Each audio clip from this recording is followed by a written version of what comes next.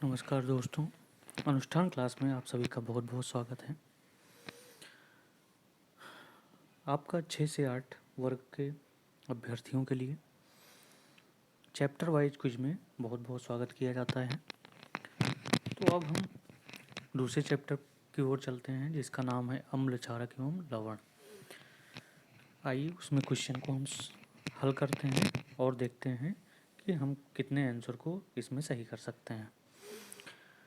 तो पहला क्वेश्चन है, क्या होता है जब एक परखनली में एक अम्ल का विलयन एक क्षार के विलयन के साथ मिलाया जाता है। पहला ऑप्शन है विलयन का ताप बढ़ता है, दूसरा ऑप्शन है विलयन का ताप घटता है, तीसरा ऑप्शन है विलयन का ताप समान रहता है, चौथा ऑप्शन है लवण का निर्माण होता है।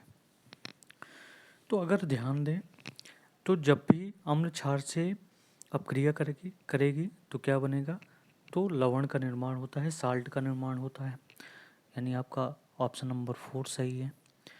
और जब अम्ल क्षार से क्रिया करेगी तो उस कंडीशन में विलयन का जो तापमान होगा वो भी क्या हो जाता है, बढ़ जाता है।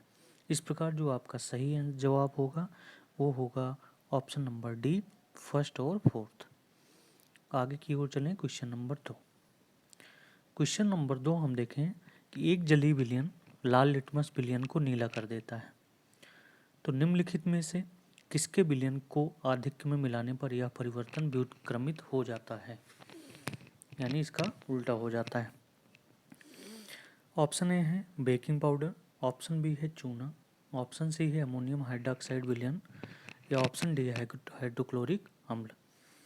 तो क्या होगा कि एक जलीय विलयन जो लाल लिटमस को नीला कर देता है तो उसमें इसका मतलब क्या मिलाना पड़ेगा, हाइड्रोक्लोरिक अम्ल। यानी क्वेश्चन 2 में जो सही जवाब होगा वो ऑप्शन नंबर डी होगा। आगे की ओर चलें, क्वेश्चन नंबर 3। एक आर्द्र दिन में हाइड्रोजन गैस के विरचन के दौरान गैस को सामान्यतः कैल्शियम क्लोराइड युक्त रक्षित नली में से गुजारा जाता है। तो रक्षित नली में से लिए गए कैल्शियम क्लोराइड का कार्य क्या है। ऑप्शन ए मुक्त गैस को अवशोषित करना, बी क्या है गैस को नमी प्रदान करना, सी क्या है गैस से नमी को अवशोषित करना, और डी क्या है मुक्त गैस से क्लोरीन आयनों को अवशोषित करना। ठीक है, तो रक्षित नली में से जब भी कैल्शियम क्लोराइड में से गुजारा जाएगा तो गैस को क्या करेगी, वह गैस में उपस्थित नमी को क्या कर लेगी, अवशोषित कर लेगी। इस प्रकार आपका जो ऑप्शन सही होगा ऑप्शन नंबर सी, गैस से नमी को अवशोषित करना। आगे की ओर चलें, क्वेश्चन नंबर 4 की तरफ। निम्नलिखित में से कौन सा लवण क्रिस्टलीकरण जल नहीं रखता है। ऑप्शन ए नीला थोथा, option B baking soda, option C धावन सोडा, और ऑप्शन डी है जिप्सम। तो जो क्रिस्टली लवण नहीं रखेगा वो होगा आपका बेकिंग सोडा। तो इसका मतलब आपका ऑप्शन नंबर बी सही जवाब है। आगे की ओर चलें, क्वेश्चन नंबर 5। सोडियम कार्बोनेट क्षारकीय लवण है। कैसा लवण है, क्षारकीय लवण है, क्योंकि यह लवण है ऑप्शन ए प्रबल अम्ल तथा प्रबल क्षारक का, ऑप्शन बी है दुर्बल अम्ल तथा दुर्बल क्षारक का, ऑप्शन सी है प्रबल अम्ल तथा दुर्बल क्षारक का, ऑप्शन डी है दुर्बल अम्ल तथा प्रबल क्षारक का। अब यहाँ पे बोला, सीधे सीधे बोला जा रहा है सोडियम कार्बोनेट क्षारकीय लवण है। इसका मतलब है सोडियम कार्बोनेट क्षार होगा, यानी प्रबल क्षार होगा और दुर्बल अम्ल होगा। तो आपका कौन सा ऑप्शन सही होगा, ऑप्शन नंबर डी। आगे की ओर चलें, क्वेश्चन नंबर 6। दांत के इनेमल में कैल्शियम फास्फेट होता है, इसकी प्रकृति है। ऑप्शन ए क्षारकीय, ऑप्शन बी अम्लीय, ऑप्शन सी उदासीन, या ऑप्शन डी उभयधर्मी। ठीक है, तो दांत के इनेमल में जो कैल्शियम फास्फेट होता है इसकी प्रकृति क्या होगी, क्षारकीय होगी।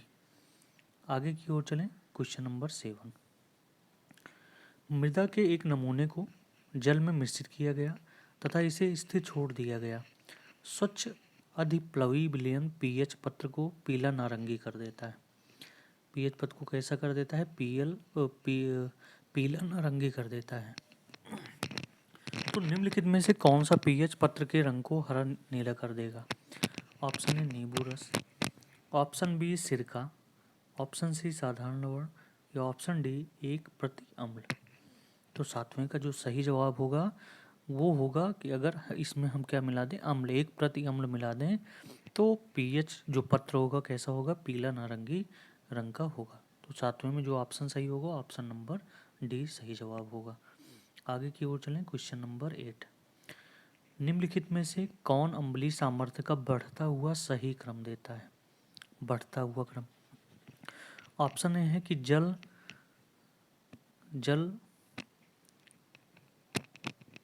के बाद जो अम्लीय सामर्थ्यता है एस्टिक अम्ल का ज़्यादा होता है, जल से ज़्यादा होता है। हाइड्रोक्लोरिक अम्ल का एस्टिक अम्ल से ज़्यादा सामर्थ्य होता है। दूसरा ऑप्शन है जल हाइड्रोक्लोरिक अम्ल का जल से अधिक अम्लीय सामर्थ्य होता है और एस्टिक अम्ल का सबसे अधिक अम्लीय सामर्थ्य होगा। ऑप्शन सी एस्टिक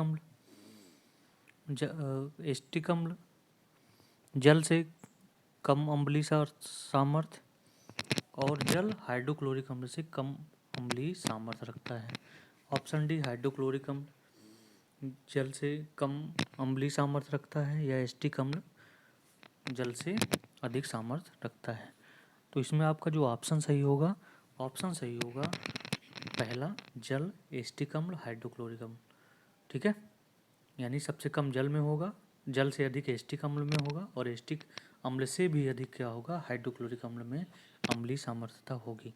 तो ऑप्शन क्वेश्चन नंबर 8 में जो ऑप्शन सही होगा ऑप्शन नंबर ए। आगे की ओर चलें। क्वेश्चन नंबर 9, एक विद्यार्थी के हाथ पर दुर्घटनावश शांत अम्ल की कुछ बूंदें गिर जाती हैं तो उसे क्या करना चाहिए। हाथ को लवणीय जल से धोएं, बी हाथ को जल की अधिक मात्रा से धोएं तथा सोडियम हाइड्रोजन कार्बोनेट का पेस्ट लगा लें। ऑप्शन सी हाथ को जल की अधिक मात्रा से धोकर सोडियम हाइड्रोक्साइड का विलयन लगाएं। या ऑप्शन डी प्रबल क्षार के साथ अम्ल को उदासीन करें। ठीक है, तो जब भी शांत अम्ल की कुछ बूंदें गिर जाती हैं तो उसे हमें क्या देना चाहिए, क्षार से धुलना चाहिए। ठीक है, तो हाथ को सबसे पहले जल की अधिक मात्रा में धोएंगे और सोडियम हाइड्रोजन कार्बोनेट का पेस्ट लगा देंगे।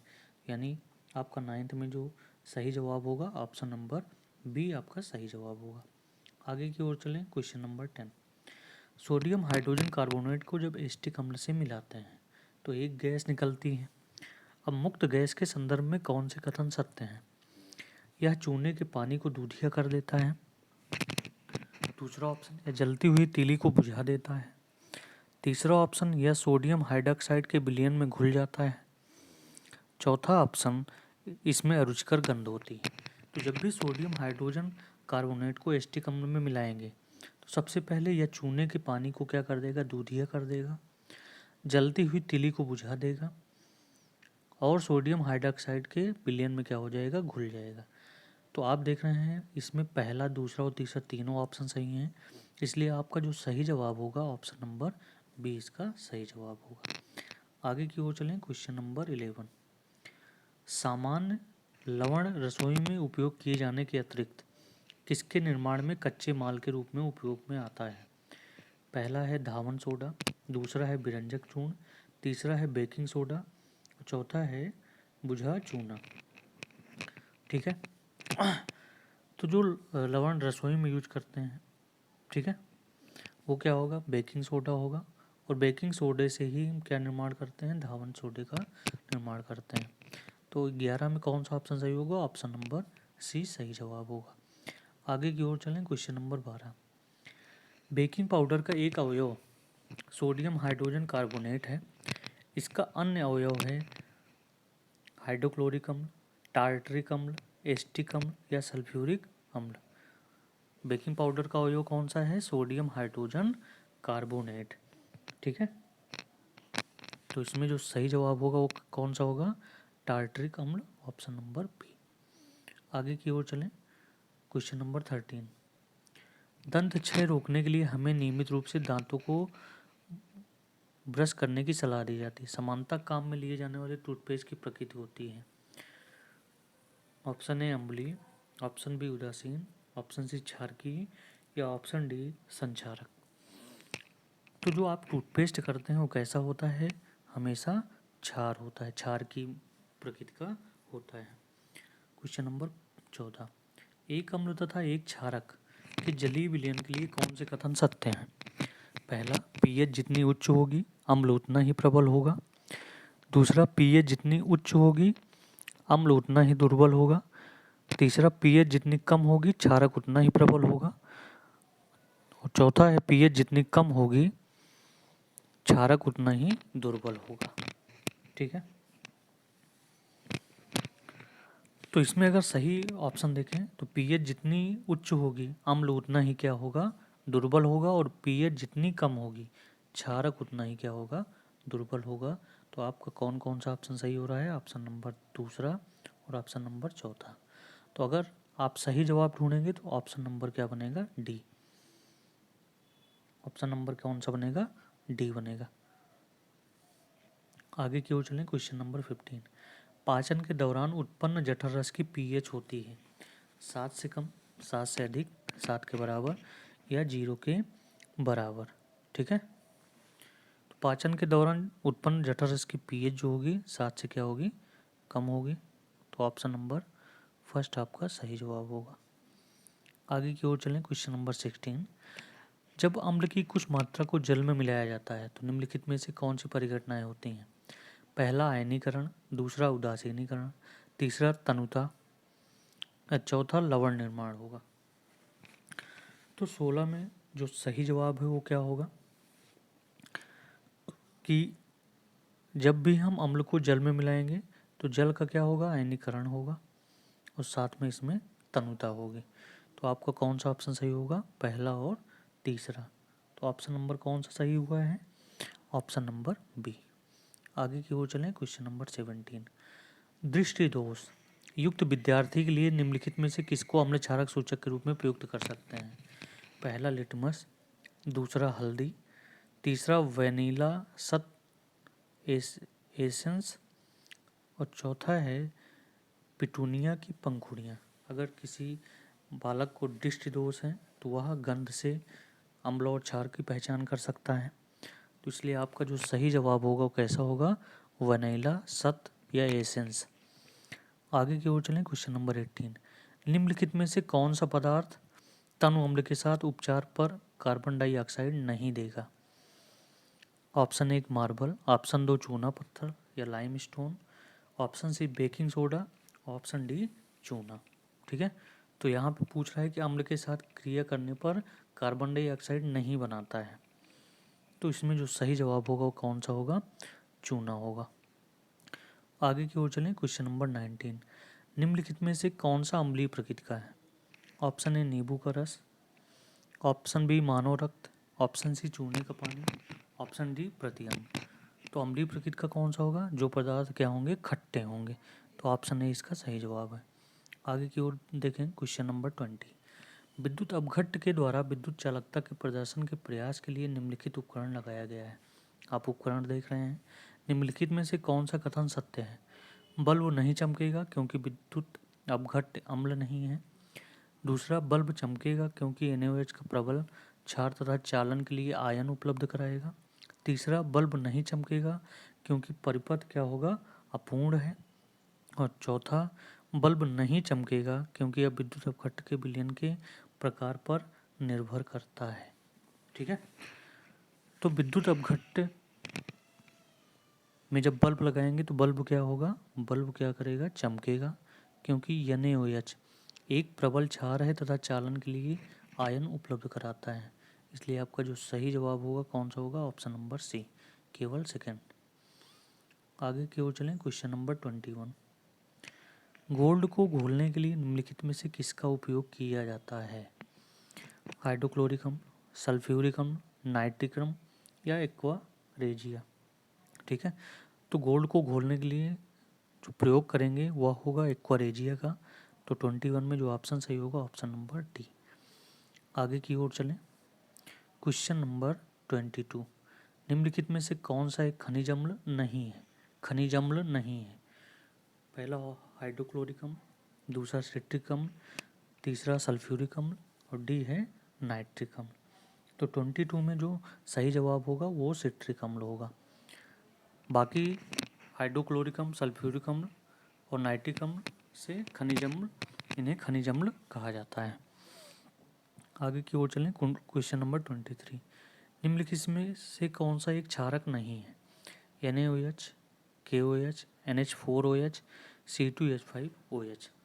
तो क्षारक नहीं है, तो क्षारक आप देखेंगे कौन सा नहीं होगा? C2H5OH, ethanol. एथेनॉल आपका क्षारक नहीं है। ऑप्शन नंबर 24, क्वेश्चन नंबर 24, निम्नलिखित में से कौन सा सत्य नहीं है? प्रत्येक धातु कार्बोनेट अम्ल से अपक्रिया कर लवण, जल तथा कार्बन डाइऑक्साइड देता है। प्रत्येक धातु ऑक्साइड जल से अपक्रिया कर लवण तथा अम्ल देता है। कुछ धातु अम्लों से क्रिया कर लवण तथा हाइड्रोजन देते हैं और कुछ अधात्विक ऑक्साइड जल से क्रिया कर अम्ल बनाते हैं। ठीक है, तो इसमें जो सही जवाब होगा कि जब भी धातु ऑक्साइड जल से अपक्रिया करेगा तो लवण और अम्ल प्रदान करता है। तो आपका कौन सा ऑप्शन सही होगा? Option number B. आगे देखें, 25 कॉलम दिया गया है, ए और बी कॉलम दिए गए हैं। कॉलम में ब्लीचिंग पाउडर, बेकिंग सोडा, धावन सोडा और सोडियम क्लोराइड दिया गया है। पहला कांच का बर्तन, तो आपको इन दोनों कॉलम को क्या करना है? सुमेलित करना है, मिलाना है।